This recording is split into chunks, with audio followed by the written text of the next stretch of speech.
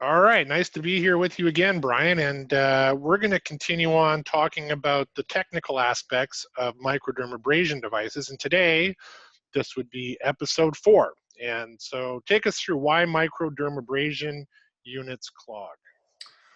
Well, thank you, Eric. Yes, one of the major criticisms of crystal-based microdermabrasion is that they clog. And when they clog, you're out of business. You know, there's nothing worse than leaving a client sitting on the table with a procedure half done. You lose income, you lose clients, and you lose referrals. And since your lifeblood depends on the reliability and functionality of the tool you choose, you got to be real careful in what you pick. As we've mentioned in previous discussions, there's a lot of different machines available on the marketplace. You know, microdermabrasion units clog for 4 primary reasons. Either they're too low a power, they're designed poorly, you're using cheap crystals, and I'll tell you more about that in the future, or they're in the wrong user environment. So I'll start back at the top. Underpowered microdermabrasion devices, as we discussed, if you don't have a large enough pump, it's the air that draws the crystals through the machine. So if you have a small pump, you have lower vacuum, you have less chance of that air drawing the crystals through the device. So the lower the power of the device, in general, the more clogging problems you have. Got it. Another issue is poor design. As we discussed in our capacity conversation, a lot of the microdermabrasion machines on the market have little tiny waste and clean crystal canisters. Well, all the crystals that flow through that machine are metered through a tiny, if you look in the clean crystal canister of many of the devices on the market, there'll be a little stainless steel tube in the clean crystal canister with a tiny little hole at the bottom of that tube. That tube is responsible for metering all the crystals through the machine. Kind of like sand through an hourglass? Very much so, except the hole is horizontal, it's not vertical. So the crystals don't fall through that hole, they have to be sucked through that hole by the device. And that suction, as we discussed, is dependent on the power of the pump, it's dependent on the tubing size, the handpiece design, and many other issues. Primarily engineering considerations here that you've spent years and years looking at, diagnosing, and ultimately doing your best to resolve in the Dermaglow machines. Fortunately, we've had an opportunity to see the problems with microdermabrasion devices on the market and engineer some of these issues out.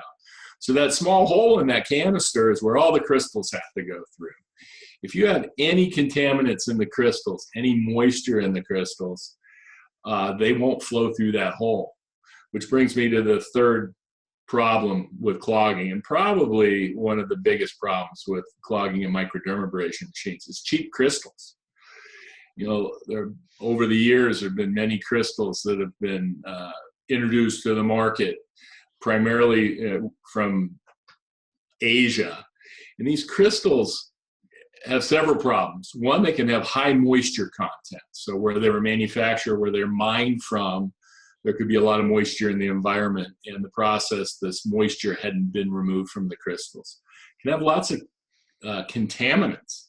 Believe it or not, we've seen insect parts, heavy metals, and other debris that are found in the cheaper crystals out there on the marketplace.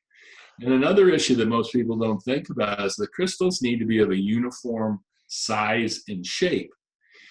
If you think about the crystals as apples or oranges in a crate, and if you pack those apples together, there's a little hole or a little space between the crystals.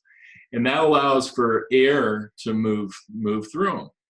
Well, with the less expensive or cheap crystals on the marketplace, ones that aren't properly designed, there's not only large crystals, but small crystals and dust and contaminants that when air starts sucking through those crystals to draw them through the machine, those little particles clog the spaces in between the crystals, and you end up with the clogging problems you see. Well, that makes pretty good sense. But unfortunately, I guess people aren't always introduced to the crystals that are going to be best suited for their particular setup. Well, like I say, it's the little things matter. And if you don't know what you're looking out for, it can cause a lot of problems for you. Right. The fourth thing that we discussed on clogging with microdermabrasion really is the environment. Microdermabrasion devices are generally used in the middle of an aesthetic environment, and aesthetic environments usually contain steamers or other moisture sources. And if the microdermabrasion device isn't properly designed, the moisture in the air will find its way to those crystals, whether when you're storing the crystals, when you're pouring the crystals into the microdermabrasion device, or as the device is sitting there. And that moisture will cause those crystals to stick together, and that'll lead to clogging. Got it. Well, that's really good information. Probably not everybody understands the implications of environment, quality of crystals, and ultimately the design of the machine itself. And so, from our standpoint, from Dermaglow's standpoint, we've resolved many of these issues, and hence the ability to stand behind them with our lifetime warranty. Yeah, so the Dermaglow, again, we had an opportunity to design it from the ground up. And because of our larger pump size and our larger crystal capacity, we weren't constrained to have that little tube that sticks up in the clean crystal canister. Instead, we've created what we call our Derma Vortex injector system. I know that's a mouthful, but what happens is the crystals are actually fed into a receiver, and the crystals go through multiple holes. They're much larger than that little hole in the steel tube that I referenced. And it's actually the airflow that's being drawn through the device that picks up the crystals and moves the crystals through the device, through the tubing, through the handpiece, across the skin, and back to the waste crystal canister. What that allows us to do is our crystal flow control knob actually controls the air that's moving across that crystal patch, and we can very precisely meter the crystals into the airstream. That's good to know. And so, from a power standpoint, how does that relatively stand up in terms of your need to turn the volume up to get everything you need out of the suction to move the crystals through the pump and the canisters and ultimately across the skin?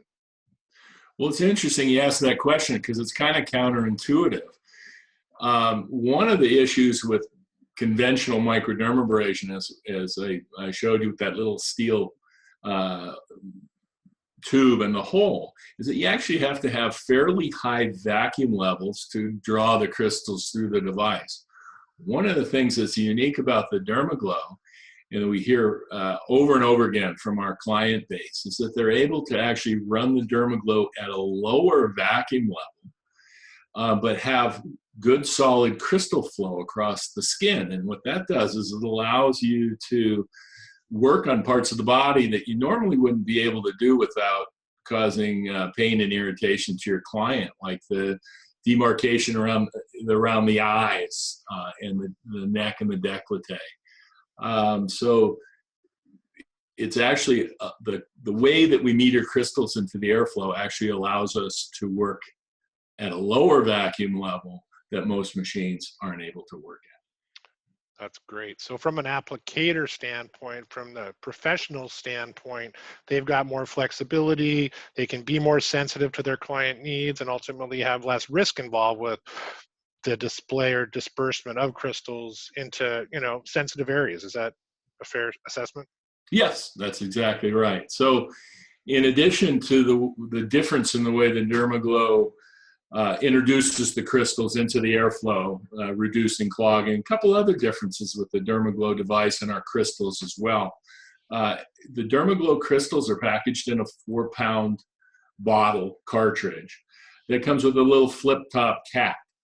So because the bottle always remains sealed, it's not being exposed to the moisture we were talking about earlier. As we mentioned, aesthetic environments tend to be high moisture environments.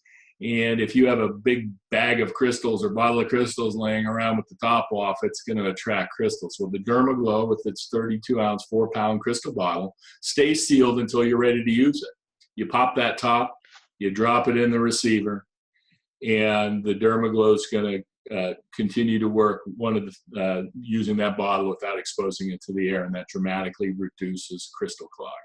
Got it. So for anybody else that's acquiring crystals from anywhere that might have that, open container situation, or an open box or an open bag, that's how moisture is going to get in, and that's how you're going to contaminate the environment and ultimately affect your treatment. Exactly. So in Dermaglow, we actually source our crystals from Hungary rather than Asia. We get a much purer crystal. It's 99.6% pure aluminum oxide with little or no dust, contaminants, and impurities. Very low moisture content. It's about 0.02% moisture content versus almost up to 5% in many of the Asian crystals. And our crystals are processed to be a very uniform size and shape, so you don't have that dust and debris that can pack between the little holes, so it allows the air to, to move through the crystals more efficiently. Good stuff. Well, we know we've got a full discussion around crystals and all the other options for treatment materials set up for another episode. So I think for today, we'll call that a wrap. Thank you, Eric. Look forward to talking to you again. All right. Thanks, everybody. And for more information, feel free to look at the link below and visit us at dermaglow.com for more information. Bye for now, folks.